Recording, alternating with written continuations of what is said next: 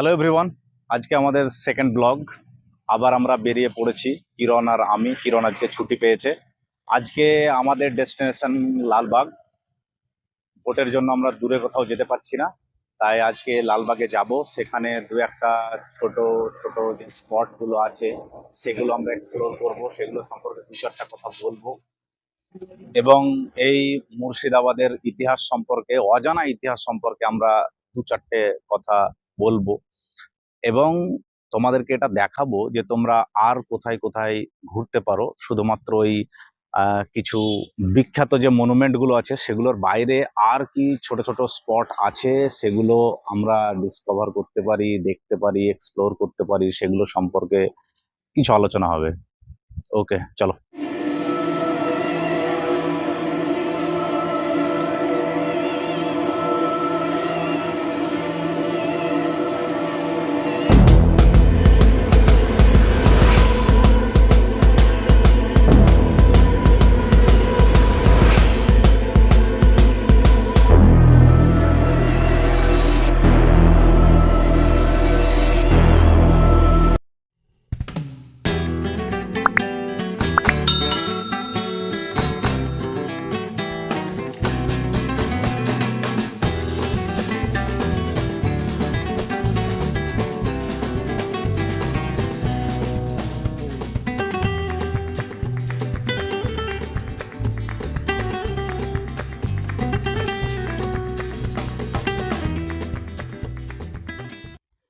আমরা তো ঘুরছি লালবাগ, কিন্তু যদি তোমরা আসো লালবাগ ঘুরতে তাহলে কিভাবে আসবে সেই আসার বিষয়টা নিয়ে আলোচনা করতে আমরা চলে এলাম লালবাগ কোর্ট রোডে। একটা ট্রেন ইতিমধ্যে এসে এখানে থেমেছে। আমরা জিজ্ঞাসা করে দেখি যে কোথা থেকে এলো ট্রেনটা এবং কোন কোন দিক থেকে এই প্ল্যাটফর্মে আসা যাবে সেটা নিয়ে একটু আলোচনা করা যাক। তো চলে এসো সঙ্গে।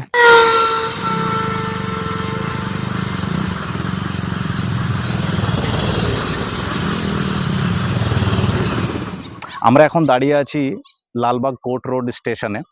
যদি কেউ হাওড়া হয়ে আসে তাহলে হাওড়া হয়ে বহরমপুর খাগড়া স্টেশন পেরিয়ে এখানে এসে নামতে পারে। এখান থেকে লালবাগ ঘুরে দেখাটা অনেক কাছে হয়ে যাবে। কেউ যদি শিয়ালদা থেকে আসে তাহলে শিয়ালদা থেকে বহরমপুর কোর্ট হবে নিয়ারেস্ট স্টেশন, সেখান থেকে লালবাগে আসা যাবে বাস বা টোটো, অটো, বিভিন্ন উপায়ে আসা যাবে।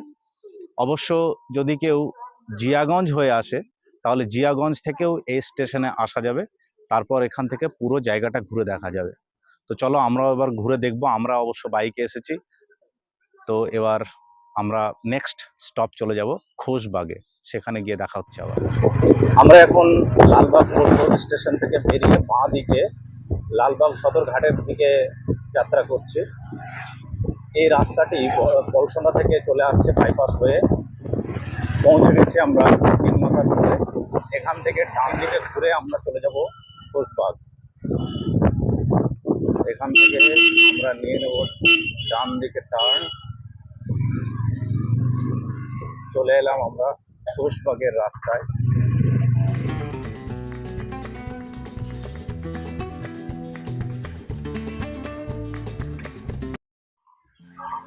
আমি এখন বসে আছি খোশবাগ গেটের সামনে এখানে।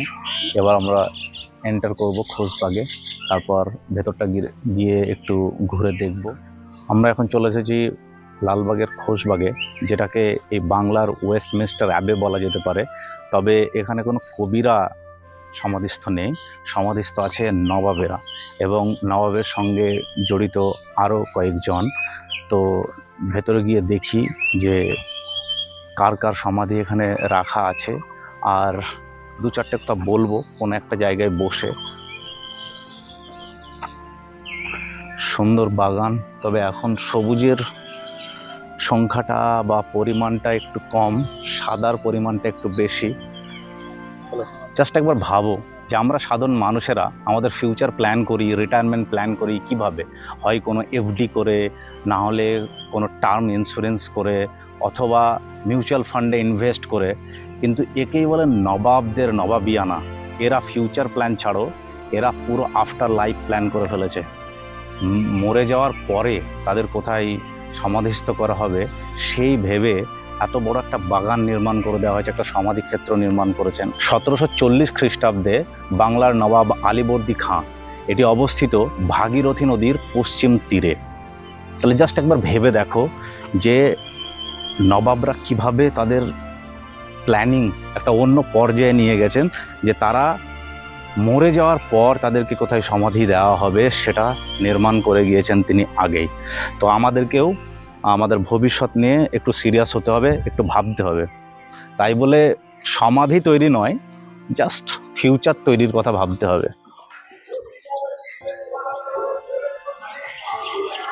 আমরা এখন দাঁড়িয়ে আছি খোশবাগের মধ্যে যে মসজিদ আছে তার সামনে। অবশ্য এই মসজিদটা এখন বন্ধ, কারণ মসজিদে যাওয়ার জন্য অজু করার যে জায়গাটা ছিল সেখানে জল পুরো শুকিয়ে গেছে। এবং আমরা জানি যে কোনো সভ্যতা, কোনো জায়গা, যে কোনো জিনিসকে টিকিয়ে রাখার জন্য জলের গুরুত্ব অনেক। চলো এবার আমরা সমাধির যে জায়গাটা আছে সেখানে গিয়ে দেখি যে কার কার সমাধি এখানে রাখা আছে। সে নাম যদি এখানে লেখা থাকে তাহলে নামগুলো এক এক করে পড়বো এবং জানবো কার কার সমাধি এখানে রাখা আছে। চলে এসো। আচ্ছা,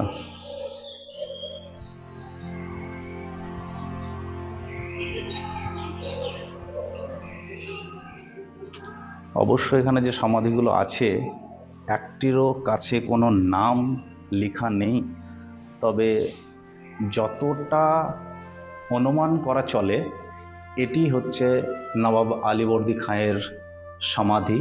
আর তার পাশে যে ছোট ছোট সমাধিগুলো রাখা আছে সেগুলো তার পরিবারের কোনো লোকেদের হবে। ভেতরে কোনো নাম না লেখা থাকলেও আমরা এখানে পরিষ্কার দেখতে পাচ্ছি যে এখানে আলীবর্দী খাঁ এবং তার পরিবারের সমাধি দেওয়া আছে। In the middle of the enclosure is the mausoleum, অর্থাৎ মাঝখানে যে সমাধিগুলো দেওয়া আছে সেটা আলীবর্দী খাঁ এবং তার আশেপাশে যেটা তার পরিবারের সবার রাখা আছে। এখানে সিরাজউদ্দৌলার সমাধিক্ষেত্র আছে এবং সিরাজউদ্দৌলার পাশাপাশি তার ওয়াইফ লুৎফুন্নিসা বেগমেরও আছে। এটা একদম যেন পুরো ফুল ফ্লেজেড কাপল গোল, যেখানে হাজব্যান্ড এবং ওয়াইফ দুজনেই পাশাপাশি শায়িত আছে। অনেকে শুধু মুখে বলে, এরা পাশাপাশি আছে মরার পরে। আমরা বেরিয়ে এসেছি ওখান থেকে। বাইরে খানিকটা ভেতরে যেগুলো দেখলাম যে নবাব পরিবারের ক্লোজ রিলেটিভ যারা, তাদের যে সমাধিগুলো ছিল, তাছাড়াও বাইরে অজস্র ছড়িয়ে ছিটিয়ে সমাধি আছে। এখানে অনেকগুলো সমাধি আছে এবং এর সম্পর্কে আমি আজব একটা স্টোরি শুনেছিলাম, জানি না সেটা সঠিক কিনা। আমি শুনেছিলাম যে নবাব সিরাজউদ্দৌলা ইংরেজ সৈন্যদের উপর রেগে গিয়ে তাদেরকে নাকি একসঙ্গে হত্যা করে সে কোনো না কোনোভাবে, এবং তাদেরকে এখানে সমাধিস্থ করা হয়। তো আমি জুতো পরে আছি তাই উপরে যাচ্ছি না, তবে নিচ থেকে আমি যতদূর বুঝছি 1 2 3 4 5 6 7 8 9 10 11 12 13 14 15 16টা সমাধি এখানে রাখা আছে। উপরে অবশ্য কিছু লেখাও আছে, কিন্তু সেটা অ্যারাবিক ল্যাঙ্গুয়েজে, যার ট্রান্সলেশন আমি এই মুহূর্তে করতে পারছি না, তাই দুঃখিত। এখানে ভিতরে গিয়ে দেখি কয়েকটা সমাধি আছে। তার আগে জুতোটা খুলে ফেলি, কারণ আমাদেরকে প্রবেশের সময় বলে দেওয়া হয়েছে যেন আমরা সমাধি ক্ষেত্রে উঠলে জুতো খুলে উঠি। এখানে প্রায় 1 2 3 তিনখানা সমাধি এখানে রাখা আছে। তবে আমরা এখানে এসেছি ফার্স্ট শ্যুট আমরা এখানে করছি খোশবাগে। এখানে এসে আমাদের এবং সময়ের দুটোরই 12টা বেজে গেছে, তাই এখান থেকে আমাদের বেরিয়ে যেতে হবে। গঙ্গার ওপারে গিয়ে আরও কয়েকটা লোকেশন আছে যেখানে গিয়ে আমরা শ্যুট করব। চলে এসো। জায়গাটার নাম খোশবাগ। খোশবাগ অর্থাৎ খোশ প্লাস বাগ, খুশির বাগান। তবে প্রথমে এখানে সমাধিক্ষেত্র আছে শুনে ভেবেছিলাম যে নামটা কেন রাখা হলো এরকমটা, যখন সবাই মরেই গেছে তাহলে কিসের খুশি, কিসের বাগান। কিন্তু পরে এসে একটা কথা জাস্ট আমার মাথায় এলো যে রেস্ট ইন পিস, এরা সবাই পিসে রেস্ট করছে, তাই হয়তো এর নাম রেখে দিয়েছে খোশবাগ, কারণ সবাই বলে একমাত্র মরার পরেই শান্তি। তবে ভাবো এই জায়গাটায় এই এতটা ইতিহাস জুড়ে আছে। জাস্ট একটা জিনিস ইমাজিন করো, এই মুর্শিদাবাদের ইতিহাস নিয়েই কিন্তু গেম অফ থ্রোনসের আরও একটা সিজন বানানো যেত, যেখানে একজন রাজা থাকছে এবং তার মন্ত্রী, তাকে মন্ত্রী বলো বা সেনাপতি বলো, তাকে তার সঙ্গে বিশ্বাসঘাতকতা করছে এবং তাকে যুদ্ধে হারিয়ে ফেলছে। তার নাম হচ্ছে মীর জাফর। অবশ্য মির্জাফরের নামে তার যারা পরবর্তী জেনারেশন আছে হয়তো তাদেরকে টার্গেট করা অতটা উচিত নয় বা আমি মনে করি। তবে এই বিশ্বাসঘাতকতার কথা আমি যখনই বললাম এবং মির্জাফরের নাম আমি নিয়েছি, হঠাৎ করে একজন আমাকে বলল, দাদা বিশ্বাস করুন, যার নামে জি আসছে আর এফ আসছে সেখানে বিশ্বাসঘাতকতা অবভিয়াস হয়ে যায়, লয়্যালটি তো আশা করাই যায় না। বাট আমি এর বিরোধিতা করলাম। ঠিক আছে, আমার পার্সোনালি এটা কোনো মতামত নয়, আমি জাস্ট এমনি শুনেছি তাই বললাম। তো এখন আমরা খোশবাগ থেকে বেরিয়ে যাই, বেরিয়ে নদী পার হয়ে ওপারে গিয়ে দেখি আমরা কোনো না কোনো স্পটে আমরা গিয়ে আবার থামবো, তারপর আমাদের ব্লগ কন্টিনিউ হবে।